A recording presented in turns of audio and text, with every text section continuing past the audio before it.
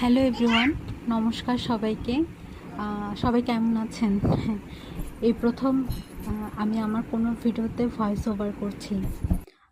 এটা আমার খুবই শখের একটা কাজ। এই যে দেখছেন, দেয়ালে রং তুলি চালানো অথবা কাগজ কেটে ছোট ছোট ফুল লাগানো। আগে অনেক করতাম এই কাজগুলা, কিন্তু মেয়ে হওয়ার পর আসলে ওকে সামলে এখন আর তেমন একটা করা হয় না।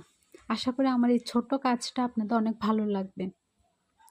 যদিও আমি এখনও পুরো কাজটা শেষ করিনি।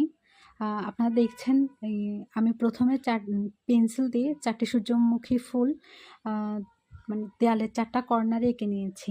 এরপর তার মধ্যে 2টো আমি সাদা কালো শেডের উপর রেখেছি, যেখানে শুধুই আমি কালো রং ইউজ করেছি। আর 2টো আমি হলুদ আর কমলার মিক্সে রংটা করেছি।